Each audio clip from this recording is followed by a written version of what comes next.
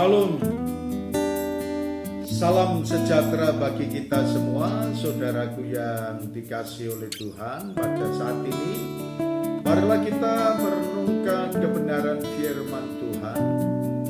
Dan firman Tuhan yang terdapat di dalam kitab Markus pasal yang keempat, ayat yang ke-26 sampai dengan ayat yang ke-29. Dengan pokok bahasan perumpamaan benih yang tumbuh dan berbuah. Saudaraku yang dikasihi oleh Tuhan, bahwa Tuhan mengajarkan kepada kita, firman-Nya berbunyi demikian. Beginilah hal kerajaan Allah itu, seumpama orang yang menaburkan benih di tanah. Lalu pada malam hari ia tidur, dan pada siang hari ia bangun, dan benih itu mengeluarkan tunas, dan tunas itu makin tinggi.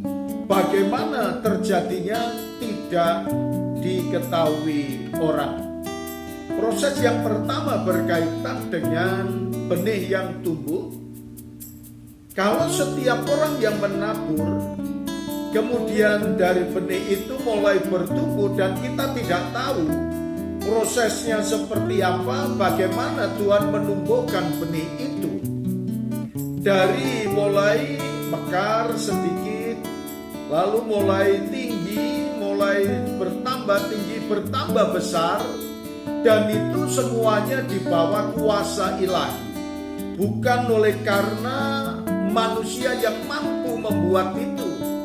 Pertumbuhan dan perkembangan itu adalah haknya Tuhan.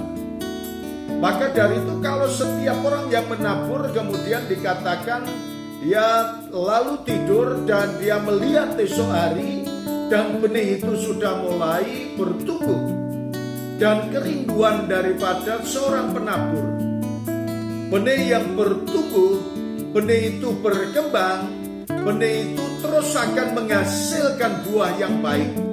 Itu kerinduan daripada setiap penabur. Orang-orang yang menaburkan benih, dia mengharapkan perkembangan dan pertumbuhannya dengan baik. Demikian pula apa yang Tuhan sampaikan kepada kita. Bumi dengan sendirinya mengeluarkan buah. Mula-mula tangkainya, lalu bulirnya, kemudian butir-butir yang penuh isinya dalam bulir itu. Jadi di sini kita juga bisa melihat bahwa dari bulir-bulir padi, kalau menanam padi pasti bulir padi, dan itu mulai berkembang dan bertumbuh dan menghasilkan yang baik, dan benih yang ada di dalamnya kemudian bertumbuh, menghasilkan, dan isinya semakin lama semakin padat. Dan itu Allah sendiri yang menumbuhkannya. Dan ketika tanaman-tanaman itu dirawat dengan baik, maka akan menghasilkan yang terbaik. Demikian pula apabila buah itu sudah cukup masak, orang itu segera menyabit, sebab musim menuai sudah tiba. Sesudah terjadi penanaman, kemudian bertumbuh dan prosesnya sampai berbuah dengan baik, kalau sudah tiba saatnya ada penuaian.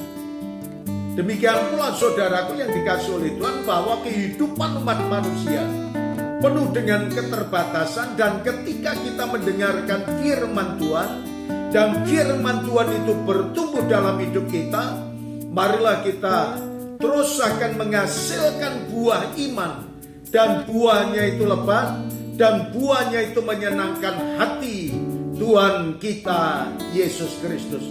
Lakukanlah, Tuhan memberkati kita semua. Terima kasih Tuhan Yesus.